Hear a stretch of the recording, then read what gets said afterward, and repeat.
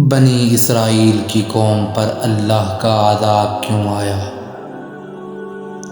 اعوذ باللہ من الشیطان الرجیم، بسم اللہ الرحمن الرحیم۔ شروع اللہ کے نام سے جو بڑا مہربان نہایت رحم والا ہے۔ السلام علیکم ورحمۃ اللہ وبرکاتہ۔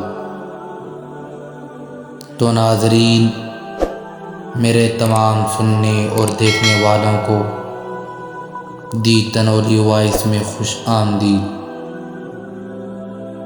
تو آج بات کریں گے اس قوم کے بارے میں جو انسانوں کی شکل سے بندروں کی شکل میں تبدیل کی گئیں۔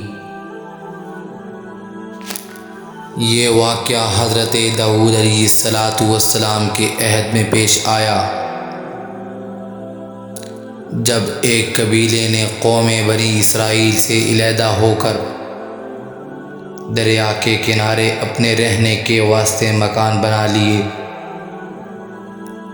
ان لوگوں نے اکثر کام احکام تورات کے خلاف شروع کر دیے تھے۔ ان امور میں ایک کام یہ بھی تھا کہ وہ ہفتہ کے دن مچھلی کا شکار نہ کیا کریں اور نہ دنیا کی کوئی چیز خرید و فروخت کریں۔ یہ سب چیزیں کتاب تورات میں حرام تھیں۔ ان لوگوں نے کوئی پرواہ نہ کی اور ان حرام کردہ چیزوں پر کار بند ہو گئے۔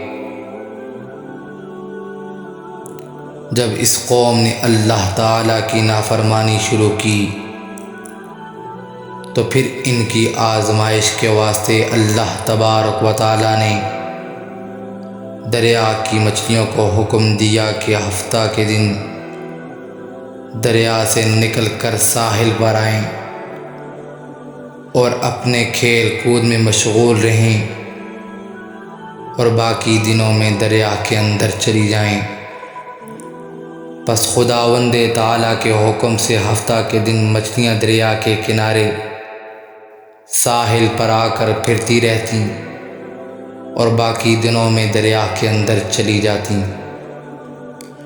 آخر یہودیوں نے ان کو دیکھ کر لالچ سے ایک ہیلا کیا۔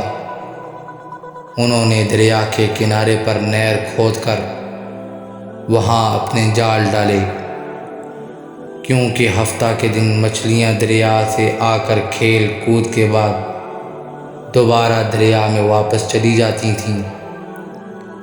آخر وہ سب ہفتے کے دن نہر میں جال ڈال کر رکھتے اور صبح کو اٹھ کر اتوار والے دن مچھلیوں کو اپنی ضرورت اور آرزو کے مطابق پکڑ کر کھا لیتے۔ انہوں نے اپنی دانست میں ہیلا کیا کہ دریا کے کنارے سے پانی کاٹ لائیں کہ مچھلیاں وہاں آ کر رہیں، لیکن ان کا یہ ہیلا بھی کام نہ آیا اور مچھلیاں اتوار سے پہلے وہاں سے نکل کر واپس چلی جاتیں۔ پھر ان لوگوں سے رہا نہ گیا اور وہ ہفتہ کو اپنی نکالی ہوئی نہر کا رستہ ان مچھلیوں کے لیے بند کر دیتے اور اتوار کی صبح اسی نہر سے مچھلیاں پکڑ کر کھا لیتے۔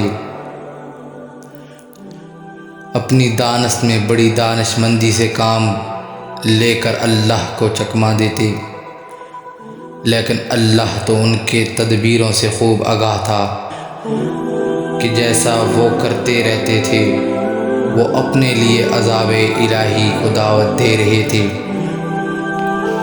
ان لوگوں میں 3 فرقے بن گئے۔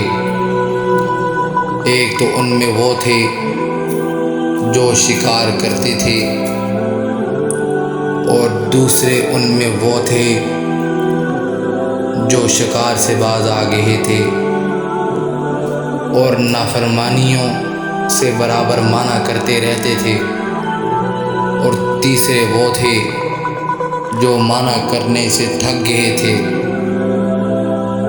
اور وہ دوبارہ کسی کو منع نہیں کرتے تھے، اور منع کرنے والوں نے شکار کرنا چھوڑ دیا تھا ایک دن صبح کو اٹھے تو دوسروں کی آواز سنی اور دیواروں پر چڑھ کر دیکھا کہ ہر گھر میں بندر ہی بندر نظر آ رہے ہیں۔ ان کی کیفیت یہ تھی کہ وہ آدمی کو پہچان کر اپنی قرابت اور رشتہ داروں کے پاؤں پر اپنے سر رکھتے اور پاؤں چاٹنے لگتے۔ بالآخر وہ اپنے برے حال سے 3 دن میں سب کے سب مر گئے۔ بعض لوگ یہ کہتے ہیں کہ یہ جو بندر ہیں یہ حضرت داؤد علیہ السلام کی قوم میں سے ہیں، یہ انسانوں کے تبدیل کردہ ہیں۔ ایسی بات نہیں ہے۔ حضرت داؤد علیہ السلام پر کی قوم پر اللہ کا جو عذاب آیا تھا وہ بندروں کی شکلوں میں تبدیل ہو گئے تھے، لیکن 3 دن کے اندر وہ سب کے سب مر گئے۔ جو اب بندر ہیں پوری دنیا کے اندر، یہ جانوروں کی ایک نسل ہے اور یہ حضرت داؤد علیہ السلام کی قوم کے بندے نہیں ہیں۔ اے مومنو، نافرمانی کے سبب خداوند تعالیٰ کے حکم سے بنی اسرائیل کے چہروں کو مسخ کیا گیا، یعنی ان کی شکلیں بندروں جیسی ہو گئیں، اور ہم لوگ چونکہ خاتم النبیین کی امت میں ہیں، اس لیے اس زمانے میں گناہ کے باوجود حضور صلی اللہ علیہ وسلم کی دعا کی وجہ سے ہمارے چہرے مسخ نہیں کیے گئے۔ لیکن یاد رہے، قیامت کے دن اس نافرمانی کی سزا ذلت و مسخ سے کم نہ ہوگی۔ حوالہ قصص الانبیاء صفحہ نمبر 302، حوالہ قرآن کریم سورۃ البقرہ آیت نمبر 65 and 66۔ اگر ہمارا چینل آپ کو پسند آئے تو ایسی ویڈیوز کے لیے ہمارے چینل کو سبسکرائب کریں۔ جزاک اللہ خیرا۔